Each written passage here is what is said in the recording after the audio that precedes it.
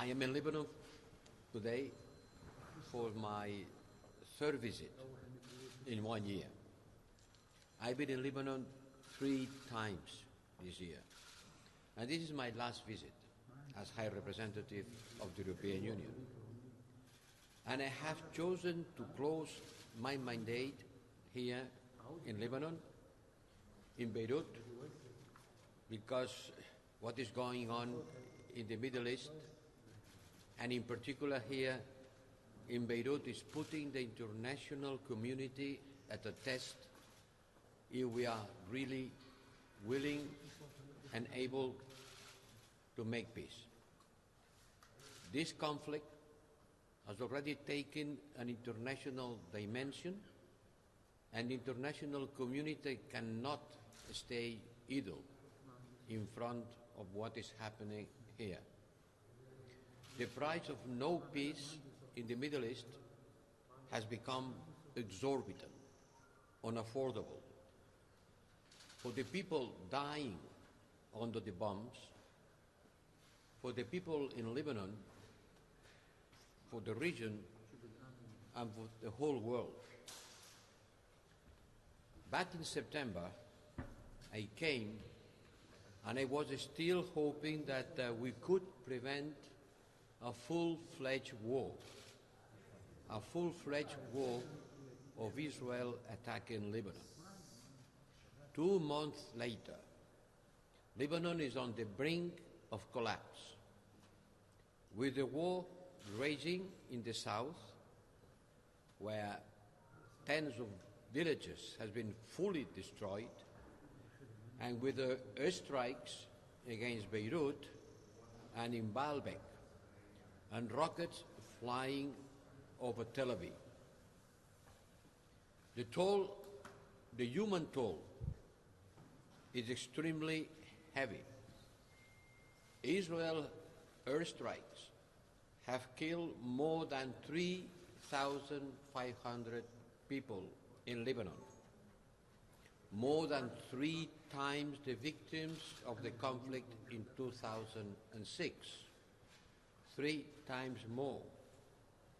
15,000 people have been injured, and among the casualties, an incredible amount of medical workers and hospitals being hit. 2 months ago, as today, we see only a possible way ahead: an immediate ceasefire and the full implementation of the United Nations Security Council Resolution 1701. An immediate and simultaneous ceasefire by all parties. And in order to reach this ceasefire, I want to commend the efforts done by the US and by France. The European Union supports both, supports the US and supports France. Deployment of Lebanese forces along the Litani River, the withdrawal of Hezbollah fighters, the withdrawal of Israeli troops, and reestablishment of a Lebanese full sovereignty by air, land, and sea. Allow me also to commend the work done by international mission UNIFIL. UNIFIL is playing a key role in an increasingly challenging environment. There are over 10,000 men and women deployed in the south. 30 of them have been injured. 4 Italians only a few days ago. The attacks against UNIFIL are completely unacceptable.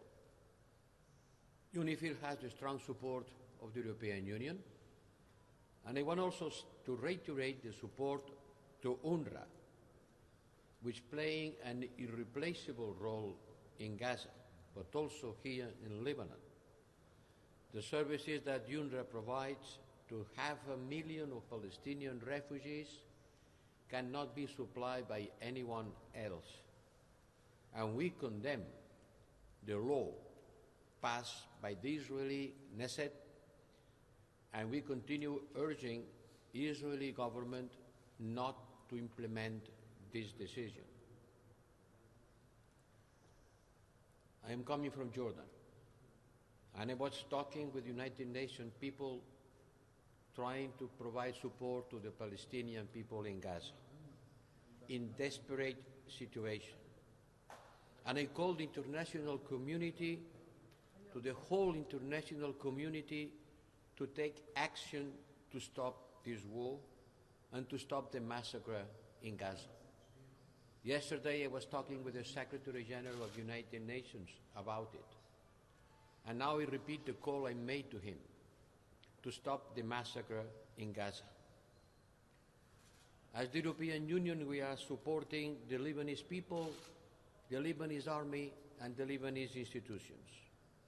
We are ready to devote 200 million euros to the Lebanese armed forces.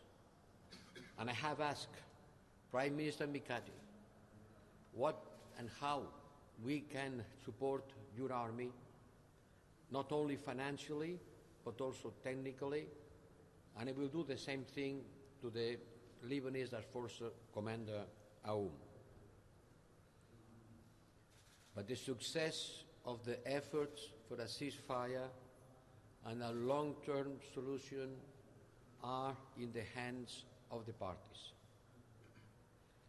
To expedite the solution to the war, Lebanese leaders need to take up their political responsibility by starting electing a president and put an end to a 2 years long vacuum of power in Lebanon. I discussed today with this Speaker Berry, and I want to encourage all political actors to take their responsibility towards the Lebanese people. There are much to do in different fronts. The Lebanese people have been showing an incredible generosity and internal solidarity, not only with the refugees of Syrian war, not only in front of the economic crisis, not only in the explosion of the port, but now with so many Lebanese people having to escape the war from the south.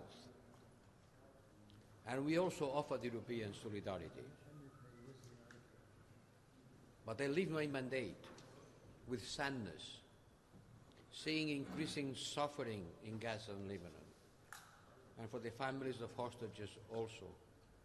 It is tragic that we could not get this war to an end. But this must happen, and let's use this tragedy that we have seen in Lebanon and Gaza in order to avoid more sufferance for the people in the region. We must pressure the Israeli government and maintain the pressure in Hezbollah to accept the US proposal for a ceasefire. This was agreed. This proposal is pending with the final agreement with the Israeli government. And we have to work, all the international community, to respect international law, because we see hunger used as a weapon of war, violating international law in total impunity, and almost total informative blackout in Gaza, with 10 of journalists being killed, including deliberately in Lebanon. The decisions of the International Criminal Court, they are not political. They are fully taken in accordance with international law.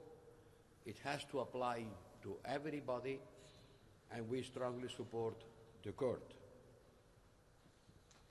This is what I wanted to tell today after discussing with the Speaker Berry.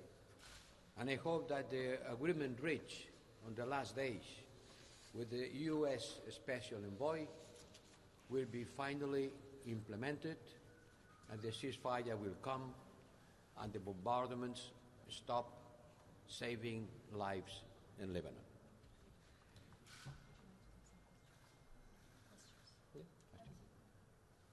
Mr. Borel, is Mr. Borel, or did Mr. Borel tell you that he's ready to call for presidential election, even though the ceasefire is not achieved?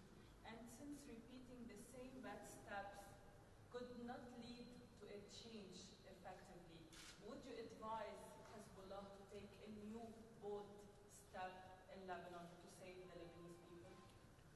According with my conversation with the Speaker Berry, he considers that first the ceasefire has to happen.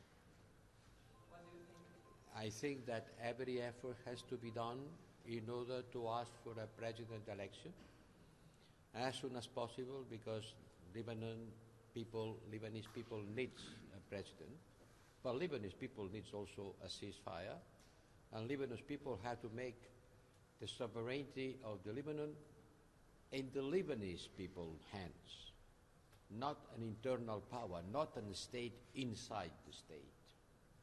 Not everybody kidnapping the sovereignty of the Lebanese people, be it from inside or be it from outside the country.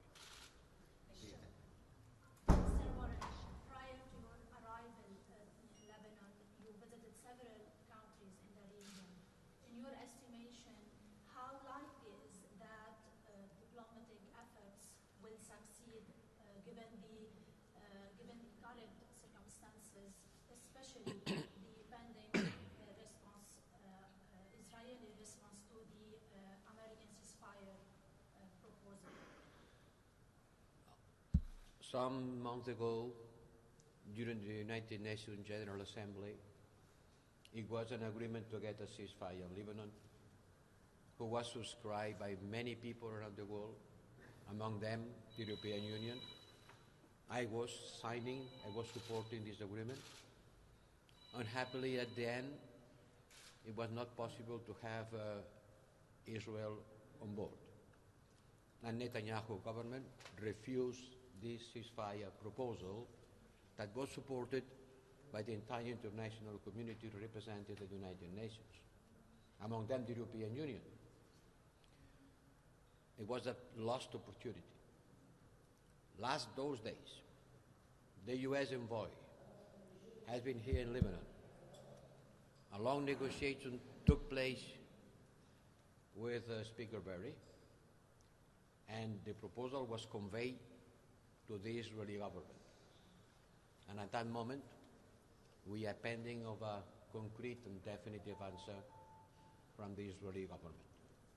Let's hope that this will make possible with the participation of the US and France as the countries that has been engaged on looking for this solution, which is on the table. Thank you.